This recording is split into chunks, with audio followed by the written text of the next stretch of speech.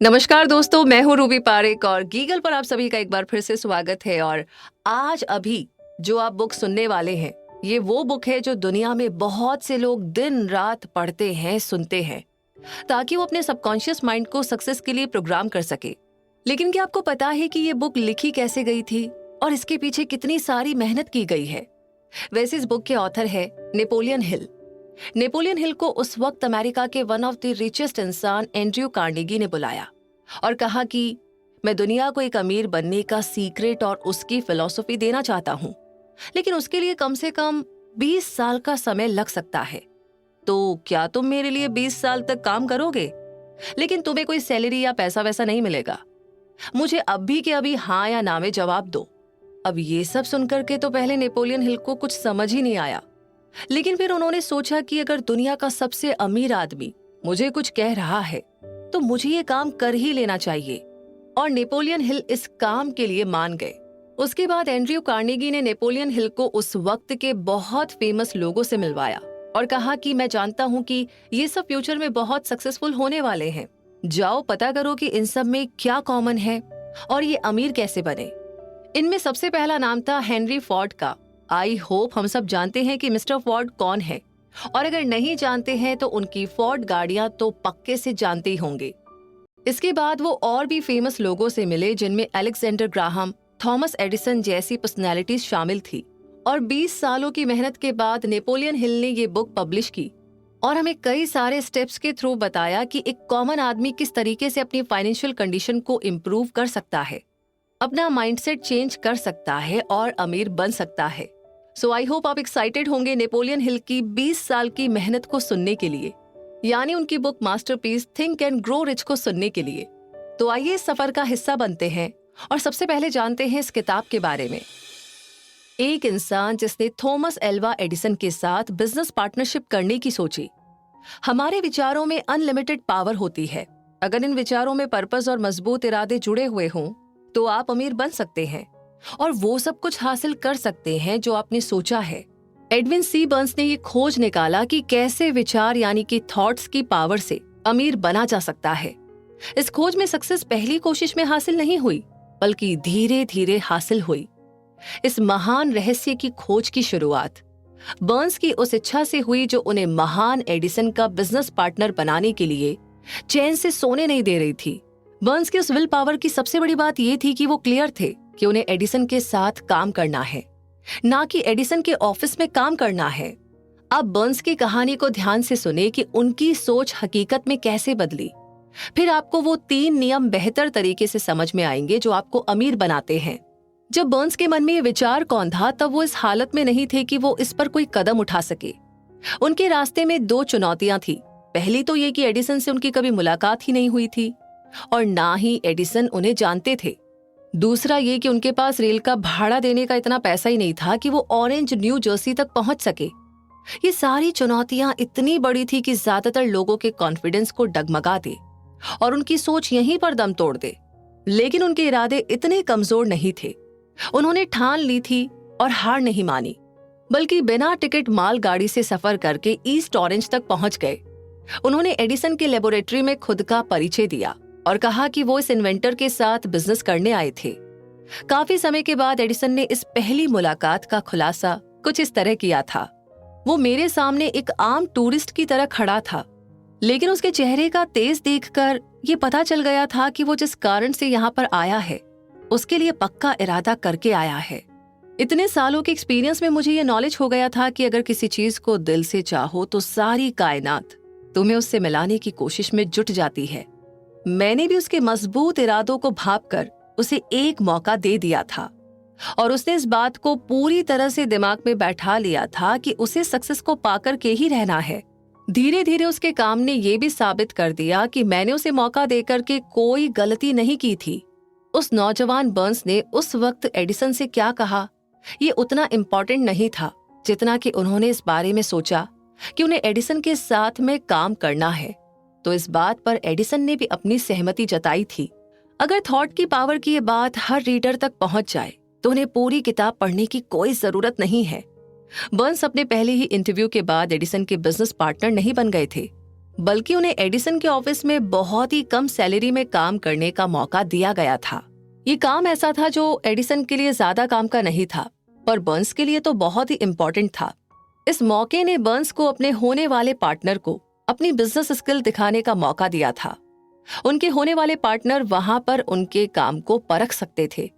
कई महीने बीत चुके थे, पर ऐसा कुछ भी खास नहीं हो रहा था जिससे बर्न्स अपने उस गोल तक पहुंच सके जो उन्होंने अपने दिलो दिमाग में संजो रखा था। पर उनके मन में कुछ ना कुछ ऐसा चल रहा था जिसका रिजल्ट बाद में निकला। पर तब तक वो सबकॉन्शियसली एडिसन के बिजनेस पार्टनर बनने के अपने विचार पर और भी जोर देकर सोचने लगे थे। साइकोलॉजिस्ट ने ये सही कहा है कि जब भी कोई विचार दिमाग पर हावी हो जाए तो वो हकीकत में आपके सामने आ जाता है। बर्न्स पूरी तरह एडिसन के साथ काम करने के लिए तैयार थे और वो तब तक अड़िग खड़े रहे जब तक उन्होंने वो हासिल नहीं कर लिया जिसे वो इतने समय से खोज रहे थे। उन्होंने कभी भी इस बात पर विचार नहीं किया कि इतना परेशान होने की क्या जरूरत है, कुछ नहीं तो चलो सेल्समैन की जॉब आसानी से मिल जाएगी। बल्कि उन्होंने ये विचार किया कि मैं यहाँ पर एडिसन के साथ बिजनेस करने के लिए आया हूँ। मैं तब तक पीछे नहीं हटूंगा जब तक मैं इस मकसद में जीत नहीं जाता, चाहे बची हुई सारी जिंदगी यहीं पर गुजारनी पड़े। ये सच है कि अगर आप एक पर्पस को लेकर के पूरी जिंदगी जीते हैं तो आप एक अलग ही कहानी लिख सकते हैं।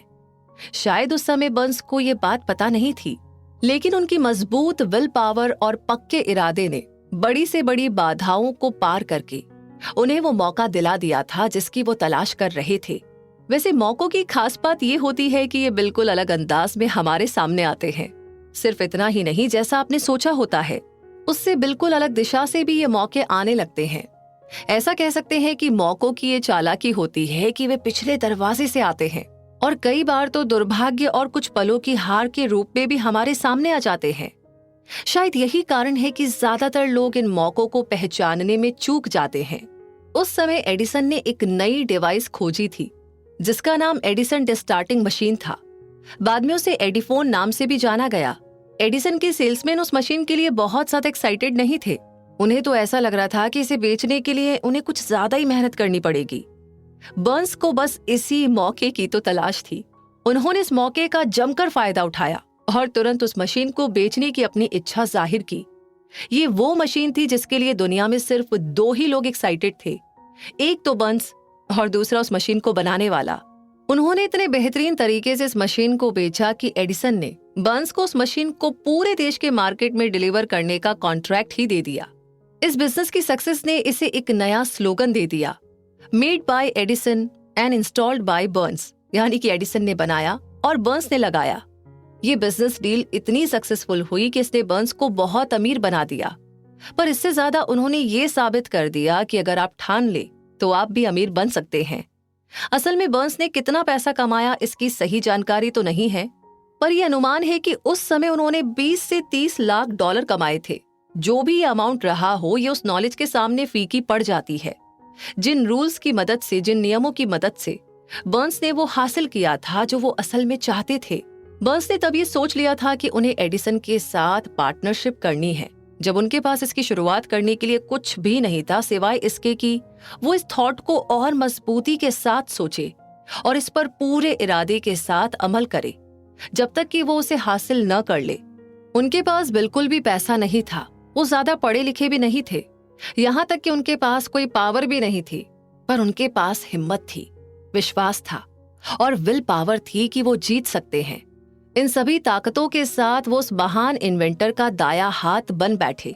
तो आइए अब उस इंसान की कहानी के बारे में जानते हैं जिनके पास अमीर बनने के कई सारे मौके थे, पर उन्होंने अपने गोल से सिर्फ 3 फीट की दूरी पर काम करना बंद कर दिया।